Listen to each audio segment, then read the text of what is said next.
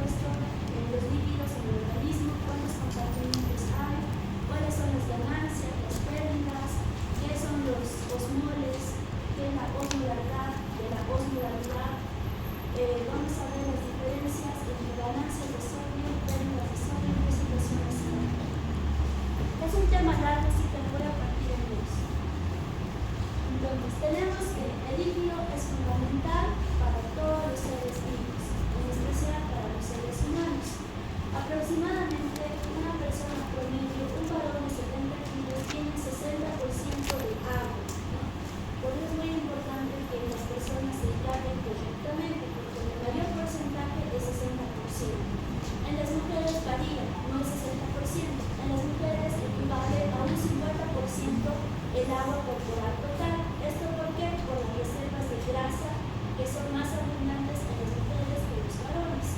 Y en los bebés, los lactantes, el agua corporal total equivale a un 70%.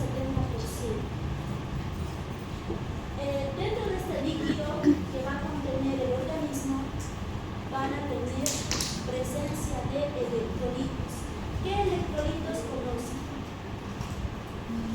El sodio, el potasio, el calcio, el fósforo, magnesio. Esos son los más importantes. El cloruro, el líquido que vamos a encontrar en el organismo lo vamos a dividir en compartimentos, ¿no? En el líquido extracelular y el líquido intracelular. ¿Cuál es el electrolito más importante del líquido extracelular? Es el sodio, y del líquido intracelular es el potasio. Ambos tienen cargas positivas, son cationes. Entonces, los líquidos corporales, además de contener los electrolitos, transportan gases, transportan nutrientes y transportan el desecho que sale de las células. Por eso es muy importante el líquido del organismo.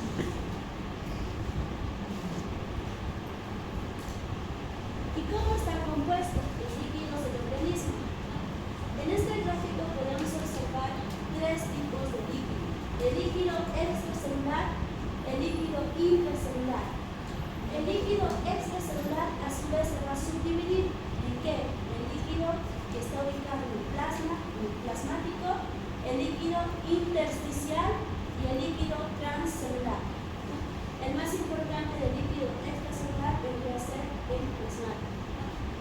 El líquido extracelular equivale a 1/3 de líquidos totales. El líquido intracelular equivale a 2/3 de partes de agua. Esto quiere decir que tenemos más líquido dentro de las células que afuera de las células. Los metabolitos importantes y electrolitos fundamentales del líquido extracelular es el sodio, el cloruro, ¿no?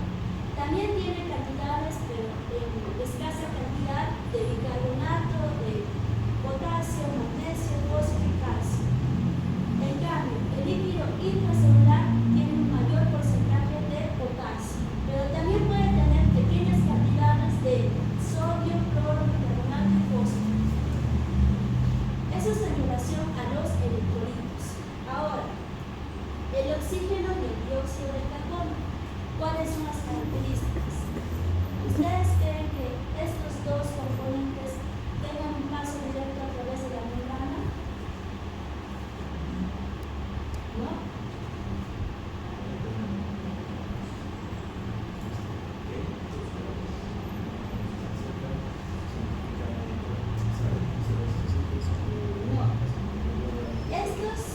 Estos dos componentes, el oxígeno y el dióxido de carbono, tienen una característica que es una difusión directa a través de la membrana celular, ¿no? Porque el paso directo no va a necesitar de una bomba de sodio y potasio como los electrolitos, pasan directamente por difusión. A comparación de los electrolitos, que no pueden pasar directamente a través de la membrana celular, sí o sí los electrolitos requieren de una bomba de transporte, que es la denominada bomba de sodio y potasio. En algunos libros lo van a encontrar con el nombre de bomba sodio-potasio ATPasa. ¿Por qué ATPasa? Porque necesitan de ATP para su funcionamiento, necesitan de esa energía de ATP para que puedan funcionar de forma correcta, ¿no? Para ir ingresando sodio, sacando faltando potasio o viceversa. Y el agua ¿cómo se transporta a través de la membrana celular? Lo realiza a través de estos canales, las acuaporinas. Las acuaporinas son proteínas transmembranales que transportan agua, ¿no? Y el agua se transporta a través de la actividad osmótica. Entonces, dentro de los líquidos corporales podemos observar la disociación de los electrolitos, ¿no? Los electrolitos, lo que consumimos nosotros es cloruro de sodio, la sal, pero eso no pasa a la célula directamente, sino que se tiene que disociar, ¿no? A eso se refiere. Todos los electrolitos, o la mayoría de estos compuestos, se van a disociar, ¿no? ¿En qué se disocian? En partículas con cargas negativas que se denominan iones. Ejemplo, el cloruro de sodio se va a disociar en sodio, que es un catión positivo, y el cloruro, que es un anión. ¿Y cuáles son las partículas que no se van a disociar? Son los que no son electrolitos, como ser la glucosa y la urea. Los iones con carga positiva son los cationes y los iones con carga negativa son los aniones.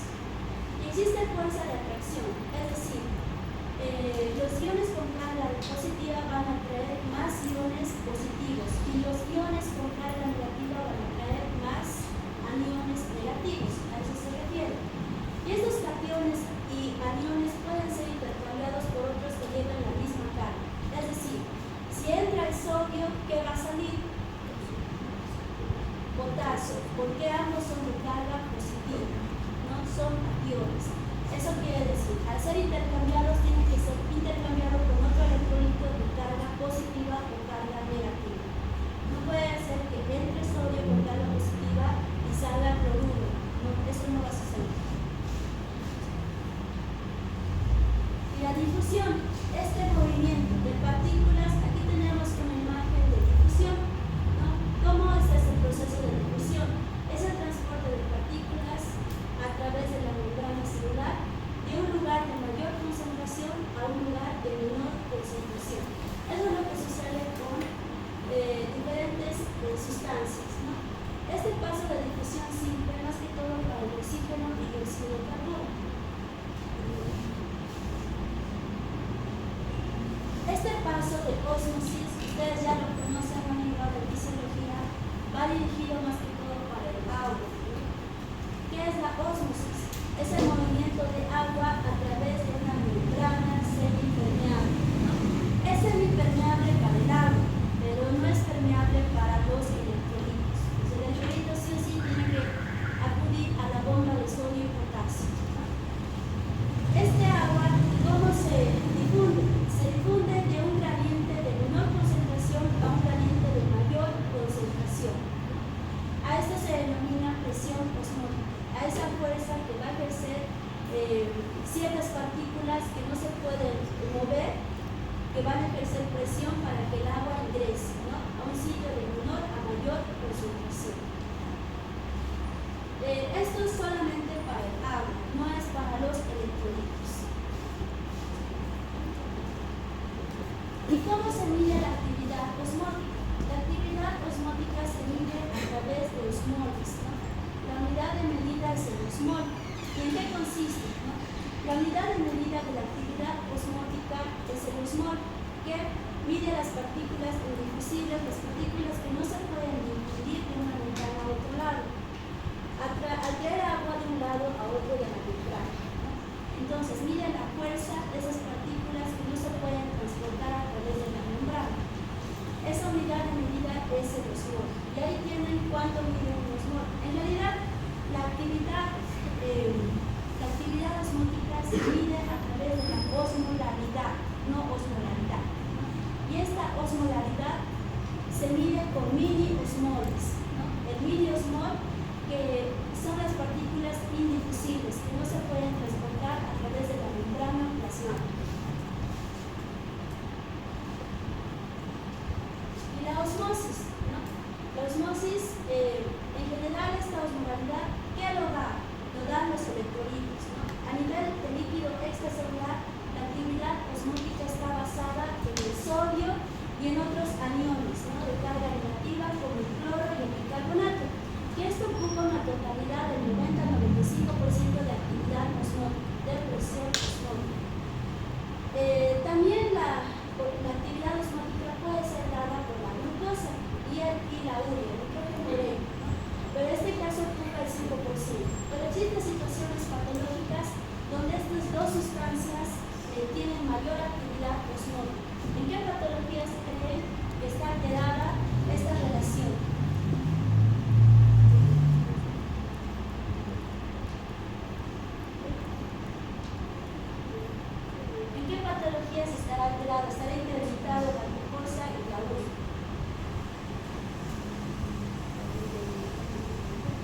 ser la diabetes. ¿En cuál? Podría ser la diabetes. Exactamente, en las diabetes descompensadas. Y la urea, ¿dónde está incrementada? ¿Qué patología? En la insuficiencia renal crónica. En estos casos, estos dos componentes están incrementados.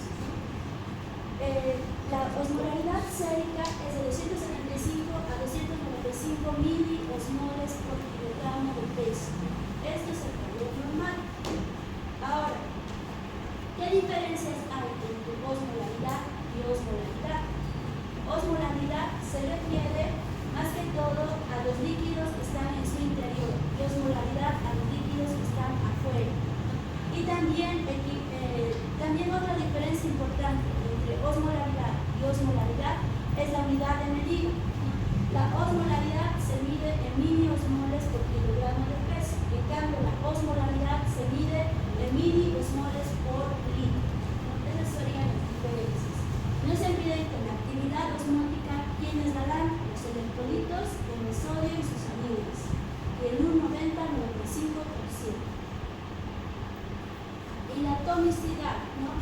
Este término de tomicidad es la tensión o efecto que ejerce la presión osmótica efectiva en la célula, ¿no? Por ejemplo, tenemos varios determinantes de la tomicidad. Tenemos que los solutos que son efectivos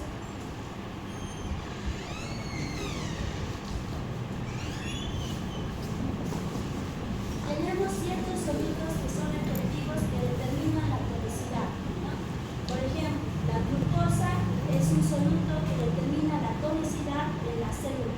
En cambio, la urea es un osmol inefectivo que no va a determinar la toxicidad, ¿no? También, de acuerdo al grado de toxicidad, podemos clasificar a las células isotónicas, hipertónicas y isotónicas, hipotónicas e hipertónicas, ¿no? Dependiendo del grado de concentración y de distensión, dilatación de la célula o grado de contracción de la célula. Es decir, que la célula se contraiga, se haya más pequeña o se dilate y se encuentre más grande, dependiendo de la tonicidad. Aquí vamos a ver ejemplos. Por ejemplo, en la imagen A podemos observar una solución isotónica en relación al interior de la célula. Es decir, el líquido intracelular dentro de la célula equivale a lo mismo a lo que está afuera de la célula. Interior de la célula y exterior de la célula tienen la misma tonicidad, son isotónicos. Y no se observan cambios en la estructura de la célula, no hay cambios morfológicos en la célula. En la imagen B hay una solución hipotónica.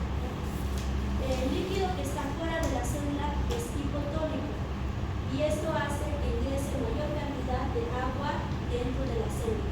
Y en la imagen C, hipertónico, significa que la solución que rodea la célula es de características hipertónicas y hace que todo el líquido que se encuentra en la célula salga hacia el espacio exterior. Entonces podemos ver aquí una célula dilatada con soluciones hipotónicas y una célula contraída con soluciones hipertónicas. Aquí podríamos ver un ejemplo de sustancias hiperosmolares, ¿no? O estados de descompensación como la diabetes, donde existe mayor cantidad de glucosa en el exterior que hace que funcione como una solución hipertónica y extraiga todo el contenido o líquido de la célula hacia el espacio extracelular. Entonces, tenemos que los líquidos compartimentales en la mujer, el agua corporal total equivale al 50%. En el varón promedio de 70 kilos equivale a un 60%. Y ese 60% corresponde en síntesis a unos 42 litros en total. El líquido intracelular tiene un porcentaje del 40% y el líquido intracelular del 40% y el extracelular del 20%. ¿No? Hay más agua dentro de las células que fuera de las células. El líquido extracelular a su vez se puede dividir en plasma, líquido plasmático, líquido líquido intersticial y líquido transcelular. De estos tres, el que tiene mayor cantidad es el líquido intersticial, que ocupa 3/4, el plasma 1/4 y el espacio transcelular, que tiene un porcentaje mínimo del 1%. ¿Dónde encontramos líquidos en el espacio transcelular? El espacio transcelular vendrían a ser los líquidos de líquido cefalorraquídeo, los líquidos ubicados en la cavidad peritoneal, los líquidos ubicados dentro de la pleura, ¿no? Que es un porcentaje mínimo. Pero en situaciones patológicas, este líquido se puede acumular y llegar a ser más del 1%, ¿no? Y cuando se acumula líquido en el espacio transcelular, llegando a un porcentaje mayor al 1%, se denomina tercer espacio, ¿no? Y eso es lo que sucede en los procesos patológicos. Por ejemplo, una citis tendría que ser un tercer espacio, un derrame pleural tendría que ser un tercer espacio. Aquí tenemos una imagen gráfica. ¿Cuánto es la osmolaridad sérica promedio?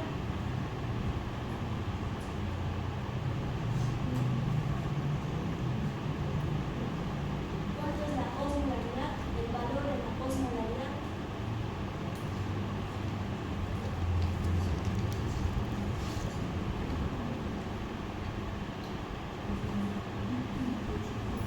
El valor promedio de la osmolaridad es de 280 milimoles por litro. Y ahí está, en 200 más o menos está ubicado en 280. El agua intracelular, que corresponde al 40% del peso corporal total, es de 28 litros. El agua extracelular equivale a un 20% del peso corporal total. Y en total, ambos sumados equivalen a un 60% del peso corporal total. El agua extracelular o el líquido extracelular se divide en tres compartimentos: el intersticial, que tiene un volumen de 10 litros, el plasmático de 3.5 litros y el transcelular de 1 litro. Y cuando se acumula mayor al 1%, se denomina tercer espacio.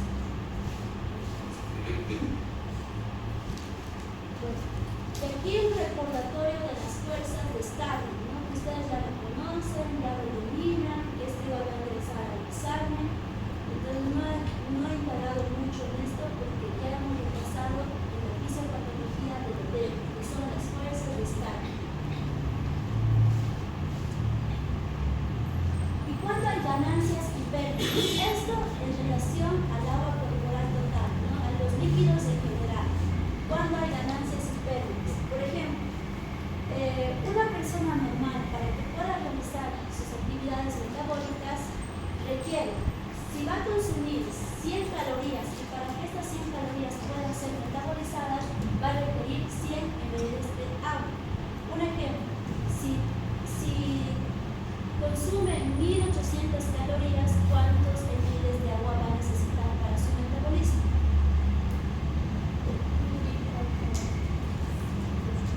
Lo mismo, ¿no? Porque son equivalentes, 1800 ml. A eso se refiere. Ahora, ¿qué sucede en estados como la fiebre? Hemos visto que la fiebre incrementa la actividad metabólica, ¿no? Y al incrementar la actividad metabólica también incrementa el consumo de líquidos, ¿no? Aquí señala que a medida que aumenta la fiebre, por cada grado que aumenta, se eleva 12% el índice metabólico. Entonces, a mayor grado de fiebre, mayor índice metabólico. Hay un 12% por cada grado de fiebre que se incrementa. Acompañado con la fiebre, ¿qué sucede? Aumenta la frecuencia respiratoria, la función respiratoria. Y por consiguiente va a haber pérdidas. Pérdidas a través de la respiración, eliminadas como vapor de agua, ¿no? El principal ingreso de agua al organismo es a través de la vía oral. Por eso es fundamental hidratarse, ¿no? Tomar líquidos, porque el único aporte mayor en una persona es la ingesta de agua a través de la vía oral. Y también a través de los nutrientes, de los alimentos que consumimos también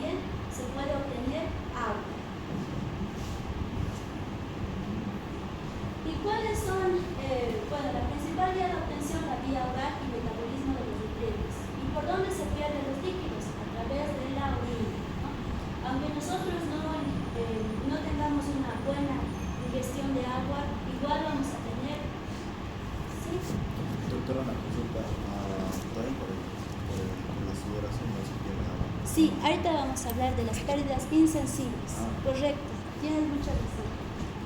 Entonces, y también la principal vía de eliminación de agua son los riñones a través de la orina. Y también hay otras pérdidas menores que se denominan pérdidas insensibles. ¿Por qué insensibles? Porque no nos damos cuenta de esa pérdida. ¿Y cómo perdemos el líquido? A través de los pulmones, en la respiración, en la piel, a través de la sudoración, de la transpiración y en el tubo digestivo, ¿no? En las heces fecales también se pierde agua. La orina necesaria para eliminar todos estos desechos se denomina gasto urinario, ¿no? Obligatorio. Existe una pérdida urinaria obligatoria de 300 a 500 ml día. Y en este cuadro podemos ver todas las ganancias y las pérdidas, ¿no? La ingesta de agua, por lo menos 1 litro al día, en los alimentos 1300. Conscientemente ustedes, ¿cuántos vasos de agua toman al día? ¿1 a 1 litro? ¿O no toman agua? ¿Toman jugos?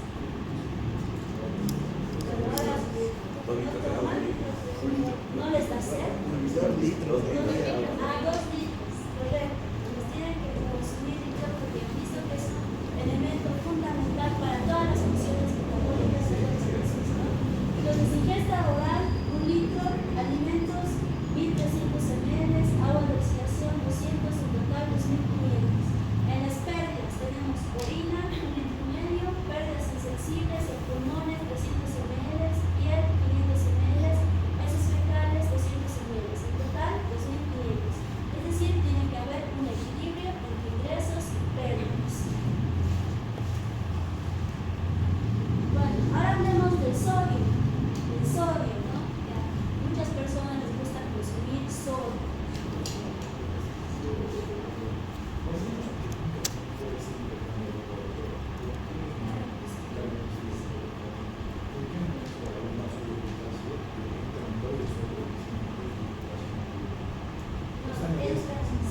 Entran 3 de sodio y salen 2 de potasio. Los dos son positivos. No he dicho que ingresen 3 y salen 3. Lo que he dicho es que si un catión puede ser intercambiable con otro, significando sea neutral positivo. Ahora, en relación a la formación de potasio, son los lugares de unión de esos grupos para sodio y potasio. No es que veamos 3 de sodio y 2 de potasio. Solamente que sean cationes de carga positiva. Eso sí, no se puede intercambiar y utilizar sodio y sodio por tiene que ser con otro positivo o con 2 de el equilibrio del sodio. El sodio es el catión más abundante en el organismo.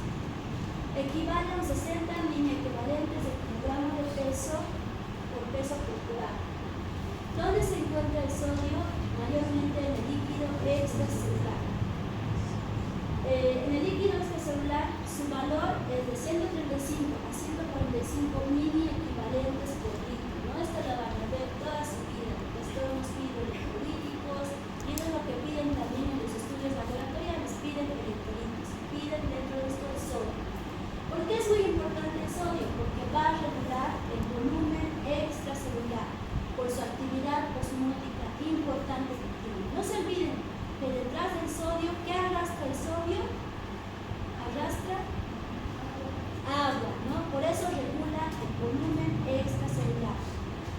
¿Cuáles son sus aniones acompañantes? Sodio, cloro y el bicarbonato.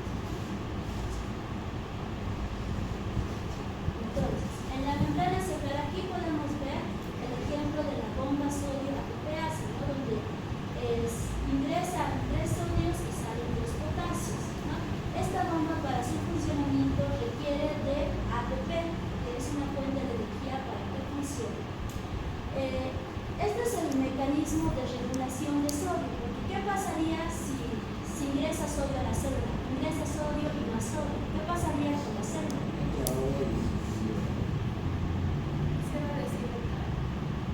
Si entra sodio a la célula, ¿qué sucedería? Pierde agua. gana agua. Lo correcto es, si ingresa mayor cantidad de sodio, consigo trae el agua, ¿no? Y esta célula, ¿qué pasaría con la célula? Se expande hasta explotar, ¿no?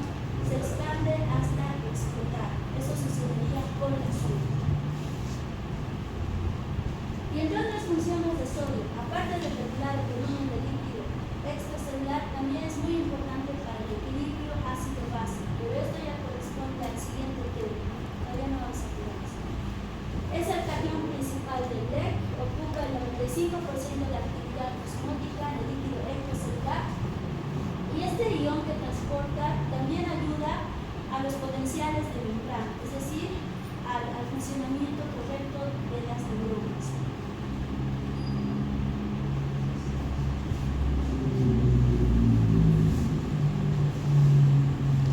Entonces, ¿cómo ingresa el sodio? ¿De qué fuentes obtenemos el sodio? De los alimentos ricos en cloruro de sodio. Pero tampoco es bueno abusar de estos alimentos.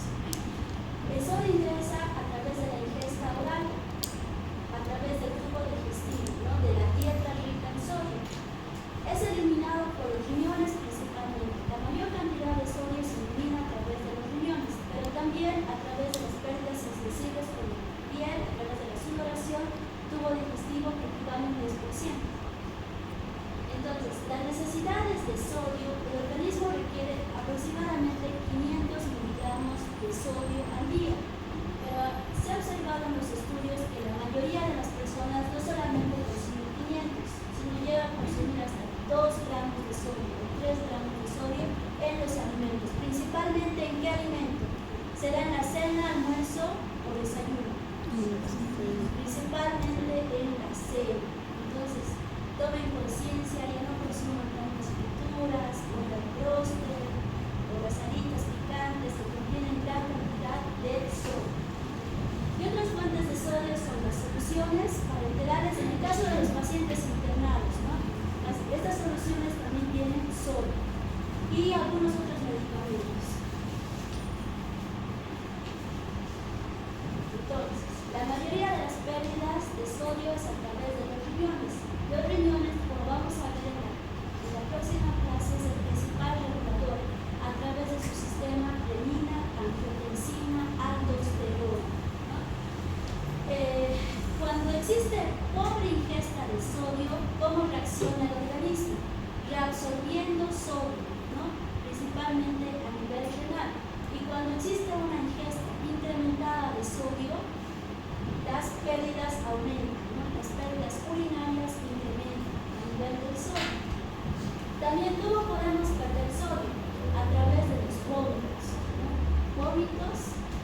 En las diarreas también se pierde sodio, en las fístulas y en los enemas repetitivos. Otra pérdida de sodio es a través de la sudoración, sobre todo cuando realizamos ejercicios extenuantes o cuando realizamos ejercicios en un ambiente caluroso, con los golpes de calor. También se pierde gran cantidad de sodio. Bueno, hasta aquí con la parte fisiológica del sodio. La próxima clase vamos a ver las alteraciones del sodio.